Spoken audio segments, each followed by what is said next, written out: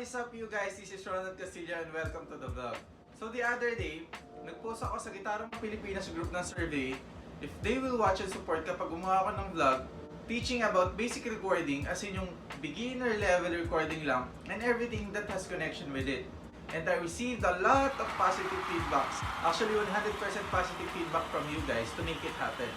So here we are. At kung isa ka sa mga gustong matuto how I do my recordings, how I make my videos, basically how I do my song covers here in this channel, watch till the end of the video at tuturuan ko kayo.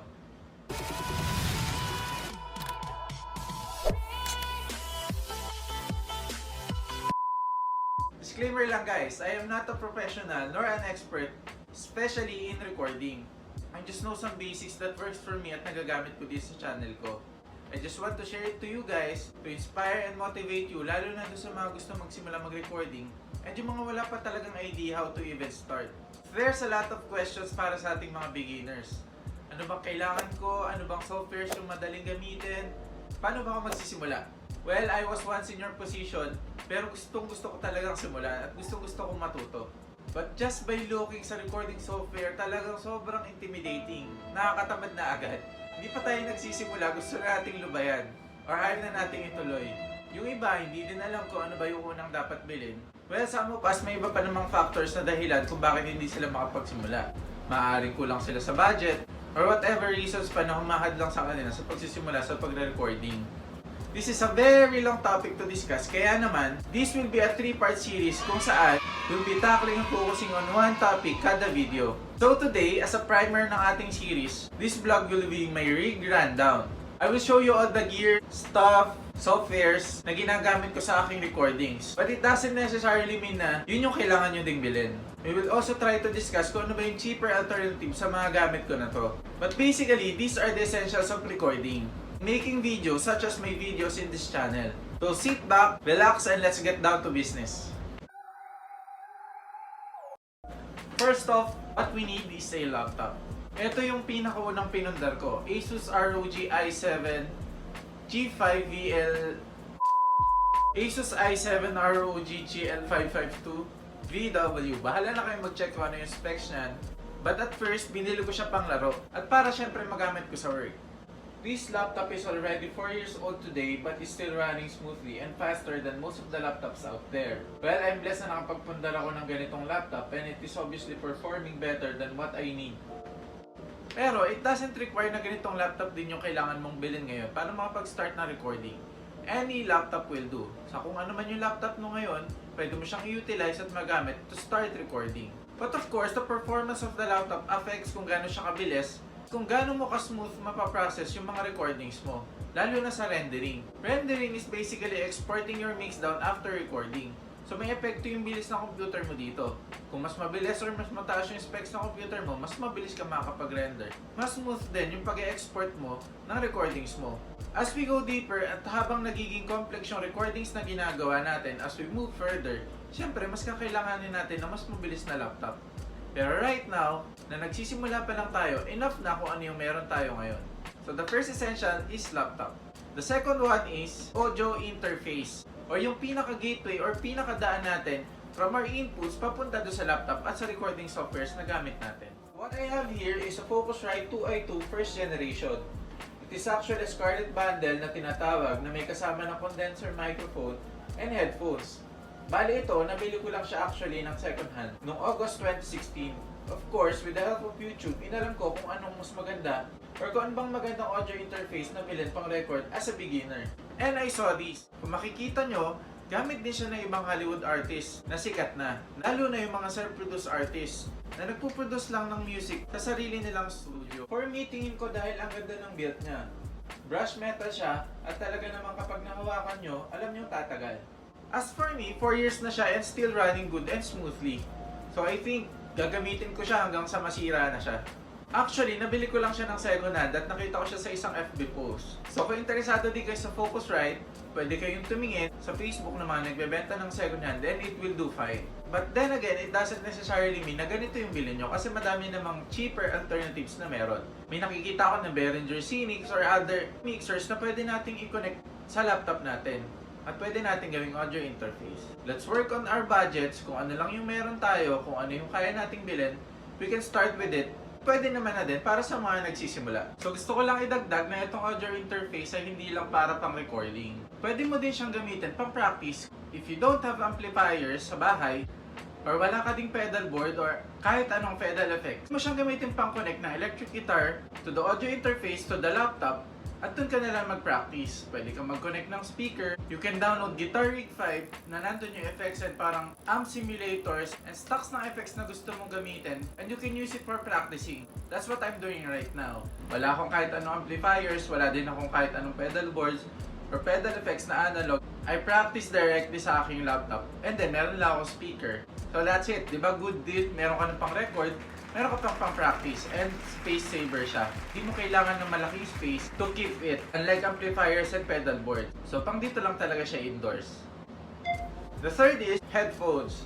So I have these headphones na Audio-Technica ATH M50X, which is a very good sounding headphones. Comes with a leather pouch and 3 different lengths of cord. One short cord, a telephone cord type wire, and a longer cord na perfect to use in recording ng nakatayo. Siyang may leather coating at tatak dito sa headband. But because of humidity at na-stuck din dito sa kwarto, noong mga panahon na hindi ko maharap mag-record, nag-crack siya pati yung mga foam niya. Sabi ng reviews, very common daw sa Audio-Technica, but doesn't affect naman at all yung performance niya at quality ng tunog.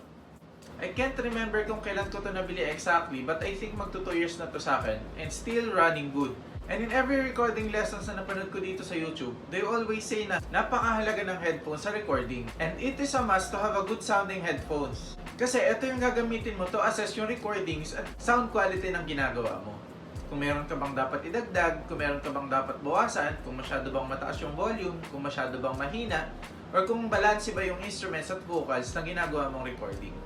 Like what I said earlier, yung audio interface na binili ko is a bundle. So meron siya kasamang headphones, but it is not actually good for me. Yung quality niya hindi ganun kaganda, medyo basag yung tunog, so I decided to buy a different headphones na mas mataas yung quality. But then again, tulad ng sinabi ko sa inyo kanina, it doesn't necessarily mean na ito agad yung bilhin ninyo. Because there are cheaper alternatives na pwede nating bilhin para magsimula. But of course, if you have means at nakakaluwag-luwag naman tayo, pwede na natin isagad sa mas high-end na products or headphones. Ako, I have this principle na gusto ko laging isasagad na lang kung kaya ko doon sa mas mataas na kalidad na gamit na gusto kong bilhin. Because I'm thinking long term. Kunwari, sisimula ako ngayon, pero I know in myself na gagawin ko to ng mas matagal na panahon and eventually mag-i-improve ako. Kaya mag-i-invest na ako doon sa magandang kalidad. Thankfully, God hears our prayers at binibigay niya kung ano yung mga hiling natin. So ako, pinag-pay ko lang talaga siya at pinagtrabahuan ko para makuha ko. So the third one is headphones. So let's move on to number 4. At yun ay monitor speakers. Funny kasi I only have creative speakers or yung speakers ng computer. Hindi na ako masyado nag-invest sa speaker monitors kasi I already have quality headphones. This one, nabili ko lang sa SM and these are not actually speaker monitors for recording. But it works for me. And like what I said kanina, I already have a decent headphone, so speaker monitors are actually secondary na lang. But for me, tayo nagsisimula pa lang, this will work fine. Para marinig lang natin kung ano yung tunog natin from the external speakers. So let's move on to our fifth essential. For me, ang fifth essential sa aking recording ay microphone. So as I mentioned earlier, bili ko yung audio interface ko ng bundle. So may kasama na siyang microphone. It works for me. Satisfied naman ako so far sa performance niya. So wala pa akong balak siyang palitan. And big plus para sa akin yung color red niya and black na theme. So as you can notice naman, mahilig ako sa black and red motif or theme na mga gamit. So perfect for me. Well, sa mga gitarista out there, hindi naman nila kailangan ng microphone. Para sa amin lang yun na gusto gumawa ng covers, na nagigitara habang kumakanta. But, it is a good plus kung meron din kayong microphone. So eventually, malay nyo matutunan yung kumanta, sabayan nyo na din. So for our next essential, syempre kung may microphone ka, dapat meron kang microphone stand. So this one, it is called Microphone Suspension Boom Scissor Arm Stand, which I bought in Lazada for around 300 plus pesos lang. And I think perfect for room studio kasi napo-fold siya and hindi siya masyadong matakaw sa space. Also, the mic holder or shock mount, binili ko siya separately in Lazada din.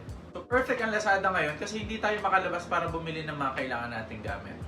So good news pala na bumalik ng COD payment method ng Lazada. Take advantage of that para makabili ka na ng mga kailangan mo. So, our next essential is of course, hindi ka makakapag-record kung wala kang instrument. So, my next essential is this one. Baby Martin LXME. 4 years na din siya sa akin. So, short story lang, no? I bought it second hand din and nakita ko lang din siya sa Facebook post. Shout out kay Andre Abalos na nag-deal sa akin ito. Which it turned out na churchmate ko pala siya or parehas kami ng church, which is Victory. Nakita ko yung post niya sa Facebook and dami-daming interesado. And even the lead vocalist ng Silent Sanctuary is interested at nag-comment na doon sa post niya. Pero nung nakita ko, medyo late na ako, pero chinat ko siya, sabi ko, available pa ba? Reply siya, available pa naman. And then, he checked out pala yung profile ko and he saw na I'm from Victory. Pumasok yung favor, parang sa akin yung binigay kasi magamit ko daw to sa ministry or sa music ministry, magagamit ko for the church. Kaya sa akin yung nalang ibibigay and he knows na alagaan ko talaga etong dati niyang baby. Good deal! This is a quite small guitar, pero wala akong balak siyang i-let go kasi ang dali niyang bit-bit eh. Pagka pinlug in mo siya, talagang small but terrible. Iiwan yung ibang acoustic guitar pagdating dito. I'm a huge fan of Ed Sheeran kaya wala din akong balak talaga i-let go to. Siguro may balak akong bumili ng mas malaking size. Junior Dreadnought siguro na Martin din. Other than having good recording studio or recording equipments, kailangan mo din ng good instrument of course. So, isa yan sa pinakamaganda na dapat natin pag-investan or paglaanan talaga ng budget. Good instrument. Bago ang lahat, bago natin makalimutan, mag-shoutout muna tayo sa supporters of the week natin. Unang-una kay Danjed Flores, Jafet Waski, Maron Almosa, Jason Austria, Tyke Perez, Robbie Berba, Darrell Montserrat. Maraming salamat sa inyo and stay safe. So, balik tayo. So, our next one is ang recent purchase ko lang na Tagima TG530. I have a video of unboxing this badass. Kung gusto niyo siyang mapanood, dyan lang siya sa mga videos ko sa baba para makita niyo na din kung ano yung specs niya, sound comparison, sound testing, makita niyo kung ano yung itsura niya mismo. I will not go further into details pagdating sa kanya dahil meron naman tayong separate video. But again, kung ano yung meron tayong gamit, kung ano yung meron tayong instruments, that will do.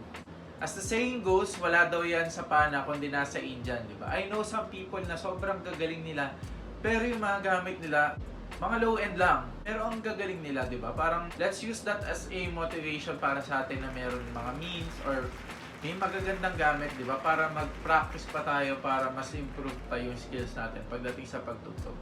So, hindi talaga excuse yung budget or kung ano man yung gamit na meron tayo ngayon. Nasa sa atin yung kung paano natin i-utilize. So, for our next essential ay ang aking camera. Of course, hindi ko sa inyo may papakita. Wala ako actually decent camera or parang standalone camera para mag-shoot ng videos ko. But I have my phone with me, which is iPhone 10. Siguro magti 3 years old na siya sa akin. And it works fine. It shoots 4K video na hanggang 60 FPS. Siyempre, hindi ko may papakita sa inyo kasi ginagamit natin ngayon. Pero soon, I'm planning to buy a decent camera para pang-shoot ng vlogs natin. So yun, makikita nyo yung progress at improvement at growth ng channel natin, di ba? From shooting from my camera phone hanggang sa makabili ako ng sarili kong camera. We will make that happen, di ba? Para mas maganda yung magiging content natin. At syempre, mas maganda yung magiging videos ko sa pagtuturo sa inyo kung paano yung kung ano man na pwede ko i-share sa inyo dito sa channel natin. So yun, I'm just using an iPhone 10 and it works for me. Why? Because nagtitake ako ng videos using my phone and I'm also using an app lang din sa pag-edit ng videos ko. So wala na akong problema sa pag-export or pagta-transfer ng videos ko kasi nasa phone memory na siya. So doon ko na din siya ine-edit and it saves time. Kung wala din kayong camera at meron naman kayong decent phone na may camera, you can use that as well. Hindi din siya excuse, di ba? Huwag na natin antayin na magkaroon tayo ng mas maganda pang camera para mag-start na mag-shoot ng videos natin or mag-start ng YouTube channel natin. So we can use our phones in shooting our videos and in editing our videos para makapag-post tayo ng good and quality content. Nasa sa atin lang talaga. And of course, siguro miscellaneous na lang or extra na lang yung lights. Actually, wala pa din akong lights. And someone commented on one of my videos na sana daw mas maganda yung lighting ko para mas nakikita yung face ko habang gumagawa ng vlog. So sadly, wala pa akong decent lighting dito sa room. Ang lights ko lang na nandito ay yung nasa overhead ko, which is actually pretty terrible kasi nasa taas ko siya. Pangit ng lighting, so hindi ko naman may kakila. But again, hindi excuse yun. Mag-start na ako in vlogging. Pero, umorder na ako sa Lazada ng ring light natin. So, abangan nyo, gagawa din ako ng unboxing at ilalagay ko yung link kung saan ko siya na-order. So, sa mga gusto din mag-start ng vlogging, isa yun sa essentials natin. Good lighting para good content or better content. And of course, hindi mawawala yung mga cables. Meron tayong guitar cables at microphone cables. So, usually meron naman tayo niyan kung matagal na tayo tumutugtog. Miscellaneous na lang yan. So, that's for the gears, hardwares, and equipments ng recordings natin. Let's move on sa software naman. So, I'm only using 2 software sa paggawa ko ng content dito sa channel natin, which is recording software, the other one is video editor. So, unahin natin ang ating recording software. My recording software is PreSonus Studio One 4. It is a free software you can find in the actual website of PreSonus for basic recording. Actually, you can do a lot sa software na to, more than just basics. We'll go deeper in discussing Studio One recording software sa next installment ng series natin. Kaya abangan nyo yun guys, at doon natin i-discuss at ituturo ko sa inyo how I do basic recording and mixing sa software na yun. So kung paano ko ginagawa yung recordings ko, paano ko siya mini-mix hanggang sa pag-export, hanggang sa pagpunta niya sa phone ko, ituturo ko sa inyo. It's all basic at napakadali lang matutunan. So abangan nyo yung next installment na ating series kung saan, yun nga, ituturo ko sa inyo yung audio recording side ng contents ko dito sa YouTube channel ko. And then the next one is iMovie, where I edit my video. So I mentioned earlier na I'm using my phone. Phone ko lang yung ginagamit ko as a camera. So yung videos na tinitake ko, nasisave lang siya directly sa phone memory. At doon ko na siya ini-edit. Di ba parang advantage din niya na hindi ko na kailangan mag-transfer pa ng files from memory card to PC. After shooting, ini-edit ko na siya agad sa iMovie. And then, after export, doon na din ako nag-upload sa YouTube using my phone. Eventually, sa future, pag nakabili tayo ng mas magandang camera, siguro lilipat ako sa PC sa pag-edit ng video since mas madali naman talaga doon. But then again, dahil wala pa tayo, kailangan natin mag-adjust. Gamitin natin kung ano lang yung meron muna tayo ngayon. Kaya, I'm maximizing my use of my phone. So sa mga iPhone users dyan, this will be easier for you kasi mas makaka-relate kayo sa akin. And pwede mong gawin kung ano exactly yung ginagawa ko. So watch out for the third installment, which is the video side ng contents natin. So kung paano ko siya ine-edit sa video editor, till sa paglalapat na ng audio sa video, and then iba pang effects, etc. etc. So kung gusto nyo matutunan yan, so baybayan nyo yung 3 installment series natin. And hopefully at the end of this series, makapag-produce din kayo ng sarili nyong content, and eventually why not, gumawa din kayo ng YouTube channel nyo para kayo naman yung makapag-share ng knowledge na meron kayo. Pwede niyo yung content siya, magtuturo kayo ng theories about sa gitara. Gusto niyo din gumawa ng song covers or fingerstyle covers ng mga sikat na kanta ngayon. Limited naman yan. So, itong ituturo ko sa inyo, not just for musically inclined, pero pati na din sa mga aspiring YouTubers or yung gustong gumawa ng videos nila na gustong i-share sa lahat yung contents or yung skills na meron kayo, di ba? That's one purpose of having our talents and skills, kundi para i-share din to sa iba at para ma-appreciate to ng iba. So that concludes our first installment ng series natin. I hope na may natutunan kayo kahit papano, kahit primer pa lang to ng ating series, discussing the essentials of recording. Ideya na kayo kung ano yung mga basic na kailangan natin bago tayo magsimula. Alam nyo na kung ano yung dapat nyong paghandaan at kung ano yung mga kailangan nyo pang bilhin bago tayo mag-proceed sa pagre-record. So I hope guys you won't be intimidated sa mga gagawin pa natin sa susunod just because kulang pa tayo sa gamit. But wag nating hayaan na mahinder tayo sa gusto nating gawin dahil lang sa mga kakulangan natin sa gamit. Eventually, may pupundar natin lahat yan. Just like what I did, hindi ko naman siya binili ng sabay-sabay. 20 ko lang din siya. Till this present time na kumpleto ako ngayon sa gamit kahit papano, hindi pa din naman siya yung talagang high-end na gamit. Pero nai-utilize ko siya at nagagamit ko siya in sharing my skills and talents. And huwag tayong ihinto in pursuing our passion. Lalo na sa crafts na gusto nating gawin is part of the challenge na gusto nating lampasan. So whatever things that we have right now, umanap tayo ng way para ma-utilize natin yun at magamit natin, ma-maximize natin para ma-pursue natin yung goal natin. Sana maging inspiration din yung story ko. Sana maging part ako sa pag-pursue nyo sa pagre-record. And eventually, pati kayo makapag-produce ng contents and makapag-inspire and motivate din ng iba pang tao na naghahanap din ng inspiration. So yun lang guys, maraming salamat sa pagsubaybay at pagtapos nitong video ko. Again, abangan nyo yung second installment which is audio mixing and exporting mixdown. Lahat itatakal natin as much as possible sa pinakasimpleng paraan na pwede at kaya kong gawin para maituro sa inyo at ma-absorb ninyo and eventually magawa nyo din sa mga sarili-sarili ninyong mga bahay. Again, maraming salamat. Stay safe and God bless. See you on my next one.